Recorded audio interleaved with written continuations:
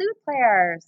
We are going to start with just our head joint of our flute. So this is the part, no keys. This is the part with the tone hole that you blow across. This is connected to the lip plate, which is going to sit and anchor underneath your bottom lip.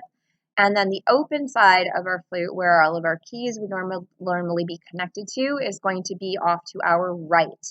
So to make sure that you're holding that right, you can also take a look at your lip plate. You'll notice one side is thinner and one side is a lot thicker. The thicker side is always going to be the part that is going to anchor underneath your bottom lip.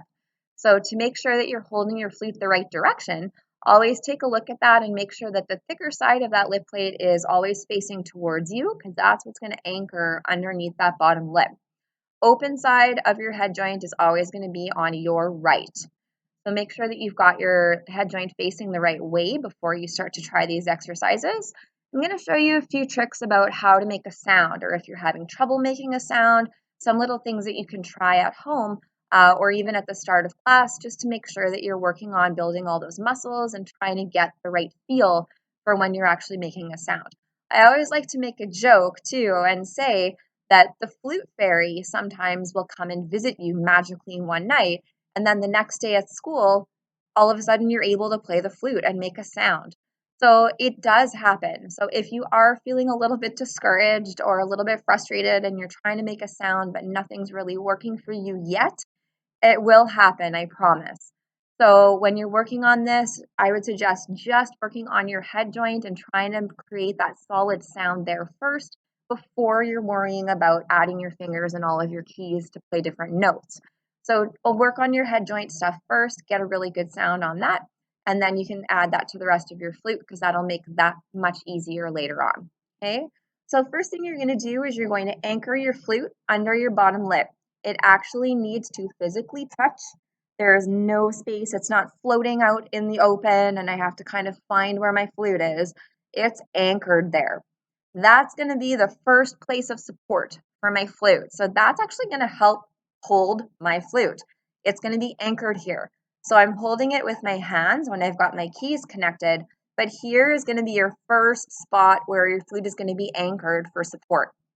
It's going to sit right underneath your bottom lip. One thing you can try is either look in a mirror and make sure that the hole is right in the center of your bottom lip, or you can kind of roll your flute back towards you. So you're kind of covering the hole with your bottom lip, and then you're going to roll it back away from you. So if you can feel where the hole should be right in the middle of your bottom lip, kind of like you're just putting your flute right below the red of your bottom lip. And then you want to make sure that you can kind of feel where the hole is with your bottom lip. So if you need to kind of roll it towards you, feel where the hole is, roll it back away so that you're still blowing across. You never want to have it turned all the way in so that your air is not going across. You know, you're not blowing into your flute, you're blowing across always.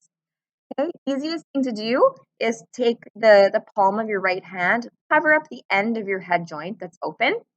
You're going to anchor your flute under your bottom lip. Check in the mirror if you need to. And you're going to anchor it there, have it sit there so it's stuck there. It's not moving. If I move my head, my flute's coming with me. Okay, and you're going to find and feel where the hole is. Make sure it's centered. And you're going to think of the word poo. So you're going to get that ooh shape with your lips, small laser beam of air straight across your flute. And you're going to really push your air and blow out a whole birthday cake full of candles. So all I'm doing with my air is this. I'm starting it with a T, and I'm thinking of that sound. So it's kind of like I'm shooting that air across my flute. So like I said, laser beam of air. So you don't want big, relaxed, open lips, right? You might get a sound, you might not. But it's very focused. It's squeezing right in the middle of your lips and that into that ooh shape. Okay, and you're doing that. Once you can get the sound closed that way, you can take your hand away. So still, big breath of air, shoot your air across, and you're able to get. Okay, so those are two kind of inner sounds you should be able to get on your flute after a few days. So at least getting the closed sound and then trying for the open sound. If you're really having trouble with that, make sure you're not too high up on your lip, because then your air is not going across. And make sure your flute's not too low, because then your air is not reaching there at all. So it's kind of like right in that little groove between the bottom of your lip and kind of where your chin starts is where your flute is going to be anchored. Right underneath the bottom of the red part of your lip. It's going to be right underneath there. And you're going to think of aiming your air straight across your flute and starting it with a T, so you get that sound. Your tongue is actually going to help push your air across your flute to get your sound. So try to get into that habit of always starting your air with a T, like that. That's called tonguing, or articulating our notes when we're playing flute or any other wind instrument. So then you can move on and try 4 notes in a row, or 4 sounds in a row. So I'm going to take a big breath and close it.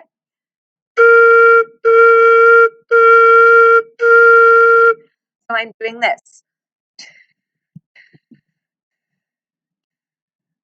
And I'm pushing my air, and my tongue is just kind of flicking my air in between to start each of those different sounds. So that's called tonguing my notes again. So using your tongue to try to separate your notes, and that's going to help to keep pushing your air across your flute to get a sound. Eventually, you guys can even take your finger and put it inside of your head joint. If it's all the way in, you're going to get a low sound. If you pull it halfway out, different sound. If you pull it all the way out, you can get. You can even experiment trying to play little songs with moving your finger back and forth in your head joint. Kind of gross because it gets a little bit wet in there from the moisture in your breath, but it's yours, so you can always go and wash your hands after. So if you're doing that, you can always try to experiment making some different sounds or songs with your flute that way. That way you don't have to worry about all the finger stuff just yet. All I want you to do for now is really focus on getting that really good solid sound on just your head joint.